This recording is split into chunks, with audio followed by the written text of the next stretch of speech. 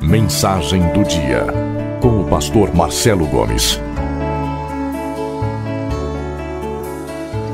Sofonias capítulo 3, do primeiro verso até o verso de número 20. Ai da cidade rebelde, impura e opressora. Não ouve a ninguém e não aceita a correção. Não confia no Senhor e não se aproxima do seu Deus. No meio dela, os seus líderes são leões que rugem. Seus juízes são lobos vespertinos que nada deixam para a manhã seguinte. Seus profetas são irresponsáveis, são homens traiçoeiros. Seus sacerdotes profanam o santuário e fazem violência à lei. No meio dela está o Senhor, que é justo e jamais comete injustiça. A cada manhã ele ministra a sua justiça, e a cada novo dia ele não falha. Mas o injusto não se envergonha da sua injustiça. Eliminei nações, suas fortificações estão devastadas. Deixei desertas as suas ruas, suas cidades estão destruídas. Ninguém foi deixado, ninguém. Eu disse à cidade, com certeza você me temerá e aceitará a correção, pois então a sua habitação não seria eliminada.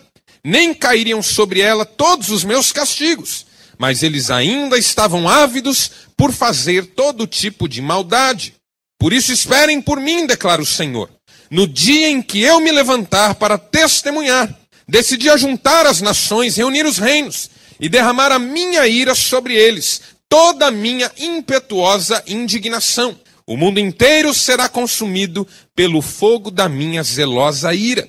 Então purificarei os lábios dos povos, para que todos eles invoquem o nome do Senhor e o sirvam de comum acordo. Desde além dos rios da Etiópia, os meus adoradores, o meu povo disperso, me trarão ofertas. Naquele dia vocês não serão envergonhados pelos seus atos de rebelião, porque retirarei desta cidade os que se regozijam em seu orgulho. Nunca mais vocês serão altivos no meu santo monte. Mas deixarei no meio da cidade os mansos e humildes, que se refugiarão no nome do Senhor. O remanescente de Israel não cometerá injustiças. Eles não mentirão, nem se achará engano em suas bocas. Eles se alimentarão e descansarão, sem que ninguém os amedronte.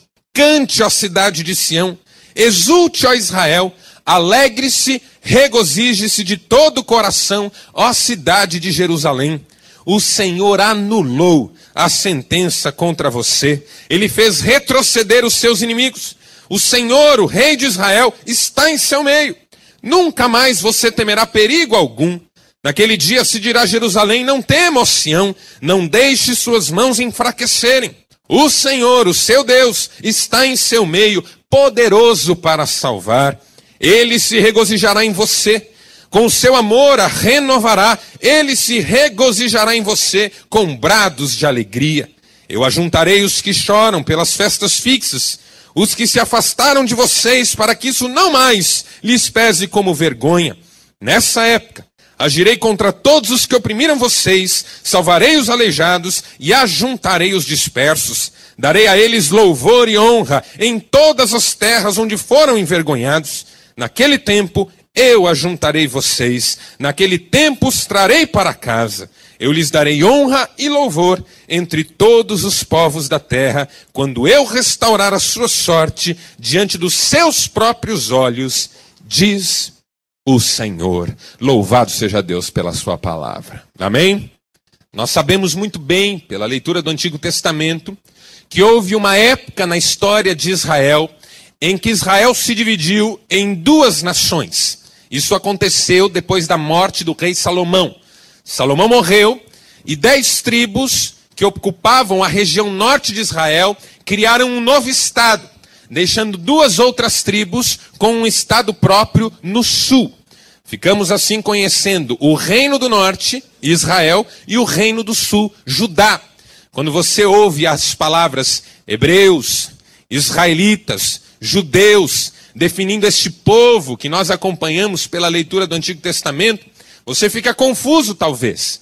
Mas isso tem a ver com Abraão, os hebreus são descendentes de Abraão, com Jacó, que teve o seu nome mudado para Israel, os israelitas como descendentes de Jacó, e os judeus nessa época em que Judá subsiste como uma nação autônoma. Até porque, depois da divisão do reino, tempos depois da divisão do reino, a Assíria invadiu o reino do norte e fez uma destruição avassaladora no reino do norte. De forma que Samaria, sua capital, foi destruída e os israelitas que ali viviam foram espalhados pelas nações e povos de outras nações foram despejados ali na região norte de Israel. E os judeus permaneceram até que no horizonte do cenário histórico, um novo império começou a surgir e começou a se apresentar como uma ameaça. Deus estava anunciando que usaria a Babilônia, esse novo império, para julgar não só Israel, mas as nações.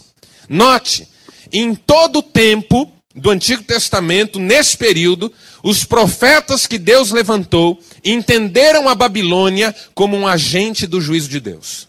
Em todo o tempo, os profetas do Senhor nesse período entenderam que a Babilônia estava se levantando para ser a mão do juízo do Senhor Todo-Poderoso. Ele não estava contente com as nações. Muitas já tinham sido destruídas quando as profecias começaram a chegar a Israel e a Judá principalmente. Nínive, a capital da Síria, que destruiu o reino do norte, já tinha sido destruída pelos babilônios. Outras nações menores já tinham sido invadidas. E os profetas começaram a se levantar para dizer: cuidado, Judá! Se não houver arrependimento, se não houver quebrantamento, se não houver temor a Deus, o mesmo destino das nações virá contra nós também. Foi a palavra que veio a Abacuque. Mas a diferença entre Abacuque e Sofonias, porque essa palavra também veio a Sofonias nesse período, é que Abacuque transformou essa palavra numa crise. Só que Sofonias transformou essa palavra numa missão e profetizou ao povo. E a sua profecia está aqui diante dos nossos olhos. Ela tem uma estrutura muito interessante. Se você ler o capítulo 1, você vai perceber que Sofonias começa sua profecia denunciando o pecado de todas as nações. O mundo está mal, Sofonias diz. Há uma crise generalizada. O mundo está distanciado de Deus e o povo que deveria ser luz nesse mundo também está distanciado de Deus. No capítulo 2, Sofonias chama o povo ao arrependimento. É preciso quebrantar-se diante do Senhor, tomar o exemplo das nações que já caíram. Irmãos, é preciso aprender com a história. Um dos problemas da nossa geração é que ela não aprende nada com a história. Um provérbio russo está citado no livro Lições de Mestre, do Mark Shaw, e diz algo muito interessante. Quem só olha para o passado perde um olho, mas quem nunca olha para o passado perde os dois. Eu vou repetir. Quem só olha para o passado perde um olho, mas quem nunca olha para o passado perde os dois. É preciso aprender com o passado. Sofonias diz: olhem o que já aconteceu ao redor de nós. Deus já julgou outras nações, vamos nos quebrantar. Mas aí no terceiro capítulo, Sofonias lamenta que as pessoas são más demais para se deixar quebrantar. E aí ele anuncia um juízo definitivo de Deus sobre a cidade. Mas quando você imagina então que não há esperança, o próprio Sofonias abre-se para um grito de esperança e diz: canta alegremente, ó filha de Sião, rejubila, ó Israel, Deus vai fazer algo novo. E é possível ter esperança. O que estava se configurando como uma profecia terrível vira um hino belíssimo de esperança, porque mesmo na hora da crise, meus irmãos, é possível ter esperança. O que Sofonias quer que nós entendamos no final do seu texto é que mesmo que nós estejamos passando por um juízo, por uma crise, por uma tragédia, é possível ter esperança no meio da tragédia. Ter esperança no meio da dificuldade, porque a dificuldade faz parte da vida. Se você não está passando por uma crise, vai passar em nome de Jesus. Amém, irmãos? Jesus disse: no mundo tereis aflições. Cedo ou tarde, todos nós passamos por dificuldades. Eu encontrei um poema no livro do Paul Tournier, Os Fortes e os Fracos, de um sujeito chamado Alfred Musset. E diz assim: o homem é um aprendiz, a dor seu mestre, e ninguém se conhece até que tenha sofrido.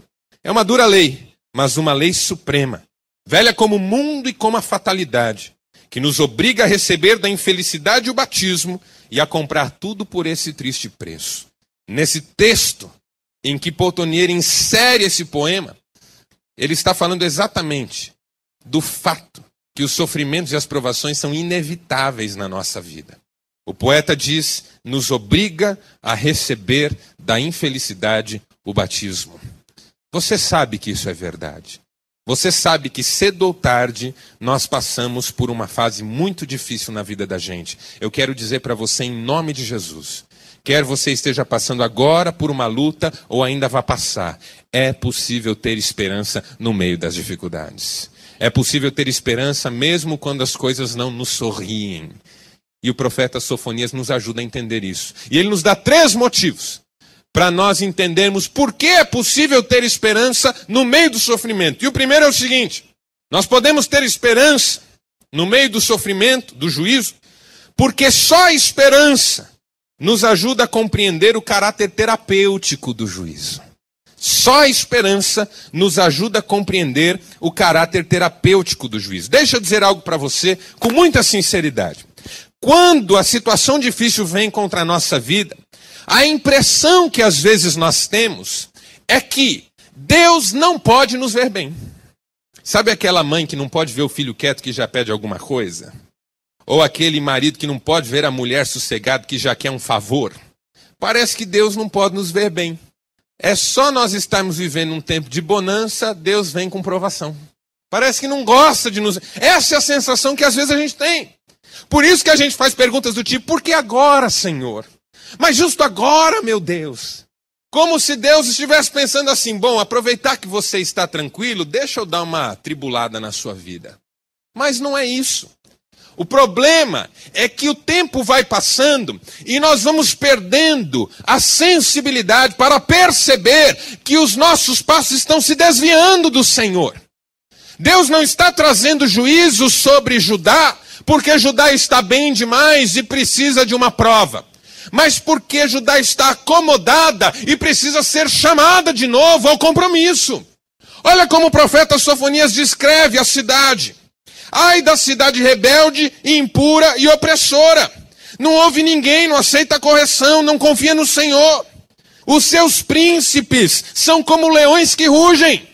São arrogantes, barulhentos. Gente que só fala, mas não cumpre. Só agita, mas não resolve. Veja, ainda no versículo 3, seus juízes são lobos vespertinos, que nada deixam para a manhã seguinte. Porque as autoridades ou são arrogantes e barulhentas, ou são gananciosas e insaciáveis. A figura do lobo vespertino que não deixa nada para o dia seguinte, ele rapela tudo. À noite, no apagar das luzes, nos bastidores da vida. Será que há alguma semelhança com o nosso contexto hoje? Veja a autoridade religiosa. Seus profetas são irresponsáveis, traiçoeiros. E os sacerdotes profanam o santuário e fazem violência à lei. Ou as autoridades religiosas são levianas, sonhadoras, ou são interesseiras e usam a religião para o seu próprio benefício. Olha o quadro que Sofonias está pintando.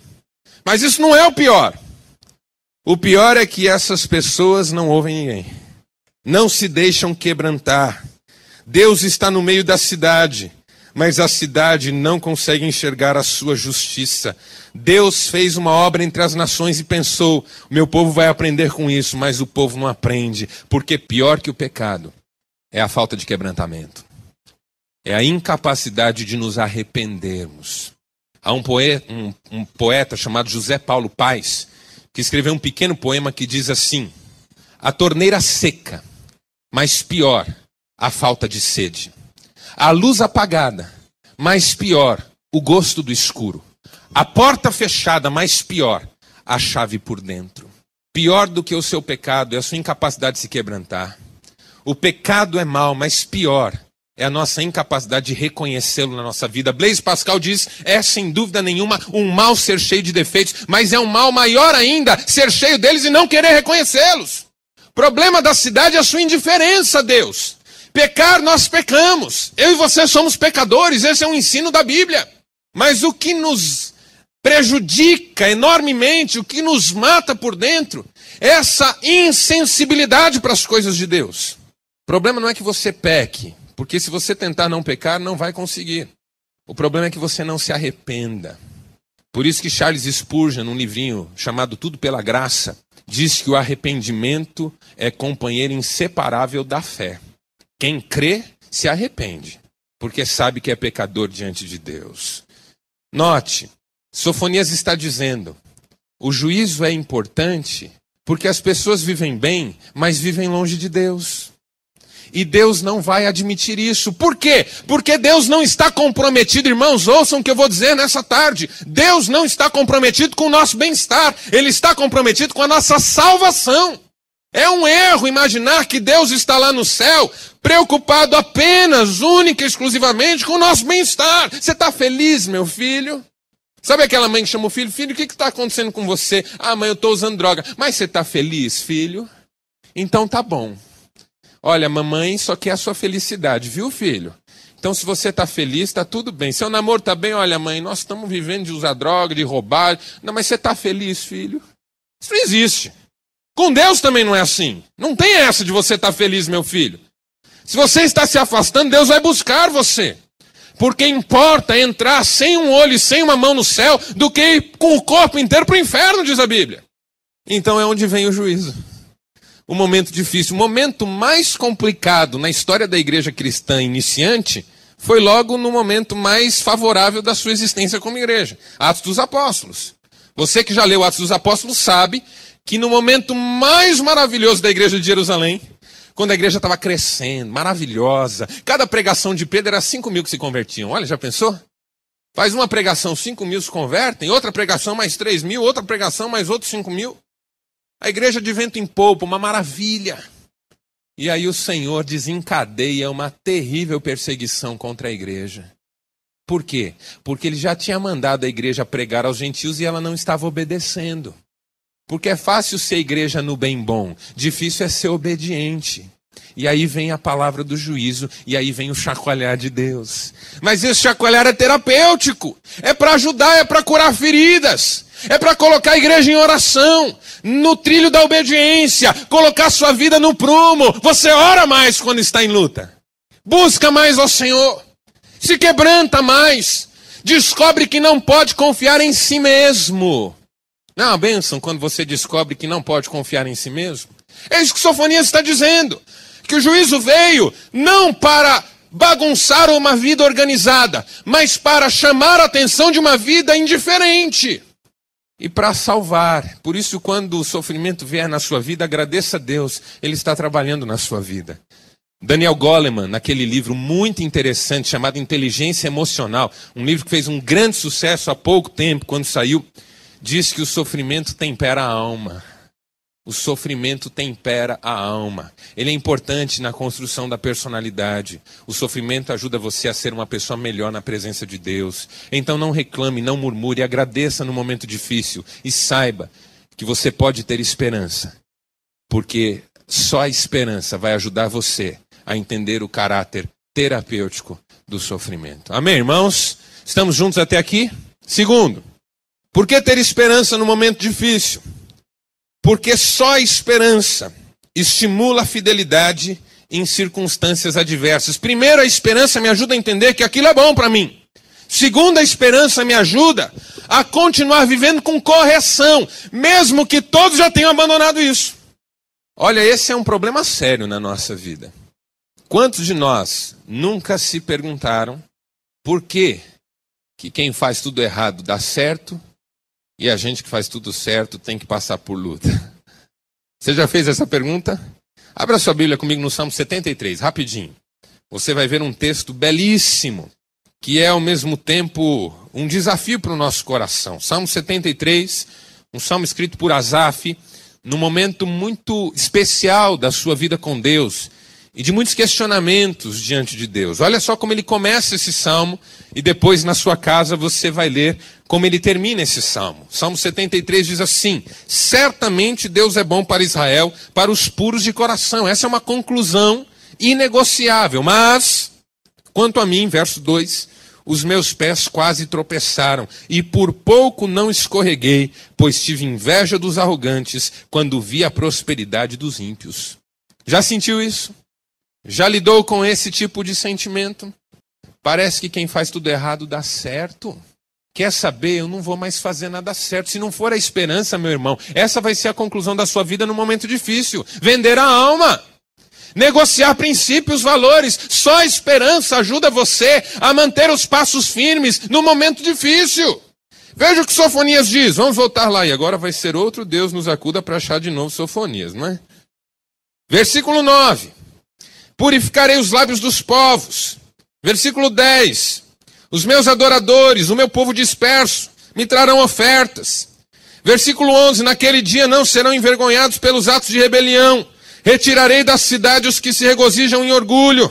Nunca mais serão altivos. Versículo 12. Deixarei no meio da cidade os mansos e humildes que se refugiarão no nome do Senhor. A esperança me ajuda a lembrar, meu irmão, que no final, quando Deus se manifestar, terá valido a pena andar direito. Terá valido a pena. Porque os ímpios prestarão contas, e aqueles que andaram nos caminhos do Senhor ouvirão: vinde a mim, benditos de meu Pai. Louvado seja Deus por isso. Um texto que eu gosto muito, Mateus capítulo 25. Vinde a mim, benditos do meu Pai, para o gozo eterno que vos está preparado desde a fundação do mundo. C.S. Lewis, no livro Cristianismo Puro e Simples, um belíssimo livro para você ler, diz o seguinte: quando chegar a hora de nos encontrarmos com Deus, o que quer que tenhamos renunciado para estar com Ele, terá sido pouco diante do que receberemos. Quer tenhamos perdido um olho ou uma mão, isso não terá sido nada diante do que estaremos recebendo do Senhor. Você crê nisso? Para C.S. Lewis isso era muito claro. Quando chegar lá, terá valido a pena, irmão. Pense, você na sua luta agora, você está enfrentando um desafio e está lá orando, buscando, as coisas não se resolvem. Sua vida nunca mais voltou a ser o que já foi no passado. Você sabe que as suas lutas nunca serão vencidas no sentido de recuperar o que você já teve na sua história. Você vive uma vida sofrida, você vive uma vida de privação, de limitações. Mas você olha pela esperança para o futuro e pensa: quando o Senhor me chamar, terá valido a pena. Quando eu comparecer diante do Senhor, terá valido a pena. Porque aquilo que eu não imaginei ter um dia, Ele me dará pela sua graça. Para os ímpios não será assim. Por isso que nós precisamos manter passos firmes numa sociedade que está contaminada. Eu estou escrevendo um artigo. Às vezes a gente faz uma análise de conjuntura para entender um pouco a sociedade e percebe que há alguns problemas sociais que são culturais. Alguns problemas da nossa geração são culturais. E uma cultura que existe no Brasil, minha opinião, eu estou escrevendo sobre isso, eu até acho que eu serei, de certa forma, mal interpretado por muitos, não sei. Mas um dos problemas que eu considero estão presentes na cultura é essa sacralização de quem morreu. Isso para mim é prejudicial, nocivo, um problema na nossa geração. Todo mundo que morre vira santo. Morreu há algum tempo atrás a Dercy Gonçalves, que do ponto de vista da referência era um câncer para esse país, e a sensação que dá é que morreu Madre Teresa de Calcutá. A impressão que dá é que morreu Nydia Abu Mafra. A impressão que dá é que morreu uma missionária, uma serva de Deus, uma mulher que tinha a boca mais suja do que um bueiro, que foi uma referência péssima para jovens e adolescentes. E parece que é a melhor pessoa do mundo. Porque no Brasil isso é um câncer. O sujeito morre e não tem mais problema. Não fez mal para ninguém. Isso é um problema por duas razões. Primeiro, faz a gente esquecer do juízo de Deus. Não adianta você achar que vai viver do jeito que quer e quando morrer ficou por isso mesmo. Não vai ficar. E não é porque eu desejo que não fique, irmão. Se a Dercy Gonçalves estiver no céu, glória a Deus. Para mim está tudo certo.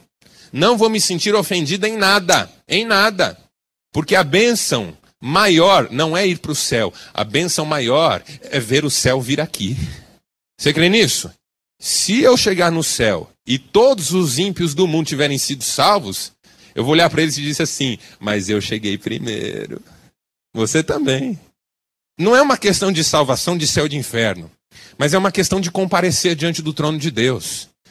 Eu acredito particularmente que os ímpios serão julgados de acordo com a palavra.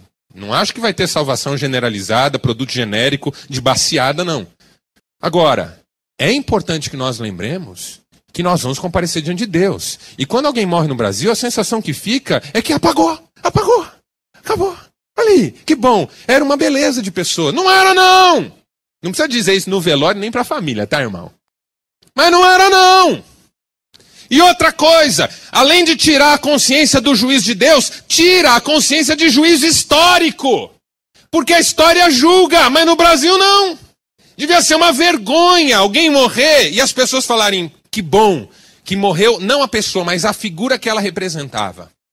Em Israel, a Bíblia diz que quando alguns reis maus morriam, eles morriam e o texto bíblico registra, não deixavam saudades. O texto bíblico registra que alguns reis de Israel morreram e não deixaram saudades. Mas nós não, nós temos aquela coisa, todo mundo que morre é bom. E aí os nossos jovens não estão atentando para a importância de viver corretamente. As nossas crianças não estão atentando para a importância de serem referência.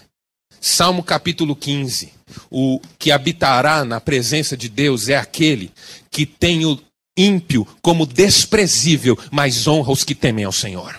A quem honra, honra, e não a quem morre, honra. Fecha parênteses. É importante dizer isso. É importante que você viva corretamente, e a esperança vai te ajudar nisso. A andar nos caminhos do Senhor, porque no final terá valido a pena. Amém, irmãos? E por último, eu vou terminar, prometo. Terceiro, por que ter esperança quando as coisas não vão bem? Porque só a esperança permite a experiência da plena alegria, mesmo no meio da tribulação. Primeiro, eu preciso de esperança, porque a esperança vai me entender que o sofrimento é bom. Segundo, eu preciso de esperança, porque a esperança vai me ajudar a continuar andando corretamente. E terceiro, eu preciso de esperança para ter alegria.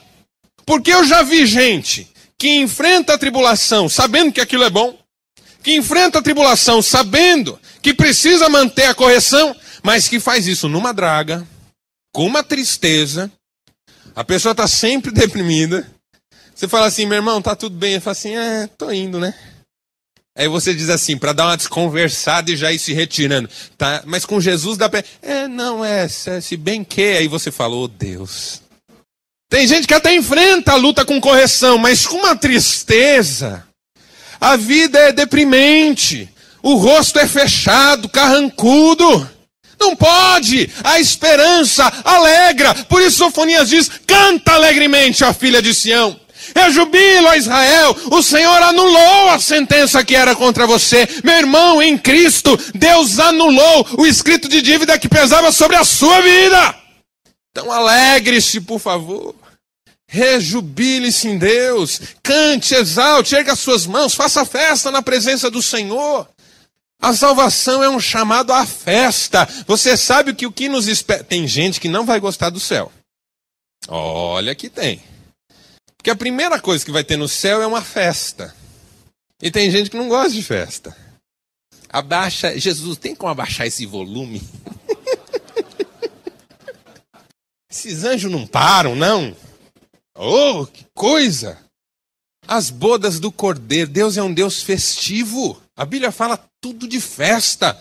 As bodas do Cordeiro, as celebrações, a mesa, a comida em abundância, a fartura.